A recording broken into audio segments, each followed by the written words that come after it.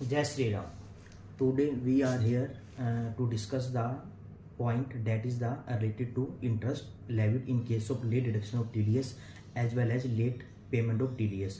तो इन both cases में आपने को क्या करना पड़ता है, इंटरेस्ट की पेमेंट करनी पड़ती है अगर आप लेट TDS डिडक्ट करते हो और लेट पेमेंट करते हो। ठीक है, तो जो ये इंटरेस्ट हम पे करते हैं under income tax act like 234A, 234B, 234C, ठीक है, प्लस कोई हमने TDS या TCS लेट डिडक्ट किया तो हमें इंटरेस्ट देना पड़ता है, लेट पेमेंट की TDS और TCS की तो भी हमें इंटरेस्ट पे करना पड़ता है। तो जो ये इंटरेस्ट हम पे करते हैं अंडर IT एक्ट, ये क्या होता है, इनकम टैक्स में डिस अलाउ होता है, आप इसको एक्सपेंस क्लेम नहीं कर सकते। ठीक है, तो फर्स्ट पॉइंट ये अपना इंटरेस्ट क्या हो जाता है, डिसअलाउ हो जाता है। बट जो अपनी लेट फीस लगती है, हम ITR लेट फाइल करते हैं, कोई TDS की रिटर्न होगी वो हमने लेट फाइल की, तो जो लेट फीस लगती है वो लेट फीस क्या होती है, वो अलाउड होती है, उसको आप एक्सपेंस क्लेम कर सकते हो।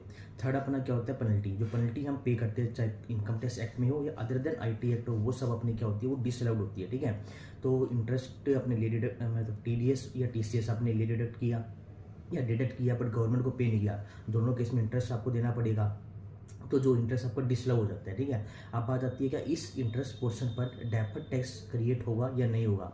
ठीक है, तो जो डेफर्ड टैक्स क्या बोलते हैं कि दो टाइप के डिफरेंसेस होते हैं, one is permanent and second is temporary difference which called timing difference. तो जो ये इंटरेस्ट होता है ये क्या होता है, परमानेंट डिफरेंस का मतलब इसका जो नेचर होता है परमानेंट डिफरेंस होता है। क्यों? क्योंकि हमने इसको बुक्स में तो एक्सपेंस दिखाया है, P&L में हम इसको एक्सपेंस क्लेम करेंगे, बट इनकम टैक्स में डिसअलाउ होते हैं, मीन्स हम इनकम टैक्स में इसको आप कभी भी एक्सपेंस क्लेम कर ही नहीं सकते। अब बताओ ये परमानेंट हुआ टेम्परेरी, परमानेंट डिफरेंस हुआ। परमानेंट क्यों बोल रहा हूँ, क्योंकि ये बुक्स में तो खर्चा आ गया, इनकम टैक्स में आप इसको कभी भी लाइफ टाइम तक एक्सपेंस दिखा ही नहीं सकते। मतलब ये जो डिफरेंस है ये परमानेंट नेचर का हुआ।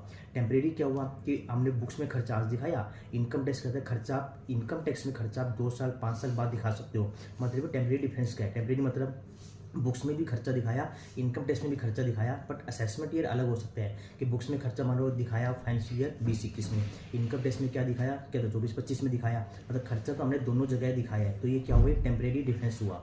ठीक है, परमानेंट डिफरेंस का क्या हुआ कि हमने खर्चा बुक्स में दिखाया है बट इनकम टैक्स में आपसे खर्चा दिखाई नहीं सकते, मतलब ये क्या हो गया, परमानेंट डिफरेंस हो गया। तो in case of permanent difference आपका कभी भी डेफर्ड टैक्स क्रिएट नहीं होता, चाहे वो DTA हो चाहे वो DTL हो। ठीक है, तो लेट डिडक्शन लेट पेमेंट दोनों की वीडियो मेरी आ गई थी, आज मैंने कवर किया कि ये अलाउ या डिसअलाउ होते हैं, डिसअलाउ होता है। एंड फोर्थ पॉइंट इस पर क्या होता है, आप मतलब डेफर्ड टैक्स क्रिएट नहीं करोगे। ठीक है, लेट डिडक्शन पे 1% ब्याज लगेगा, लेट पेमेंट पे 1.5%, ये पर मंथ होता है और पार्ट देर ऑफ होता है, हाइयर राउंड ऑफ करके आपको इंटरेस्ट देना पड़ेगा, इंटरेस्ट डिसअलाउ होता है, कोई डेफर्ड टैक्स क्रिएट नहीं होगा।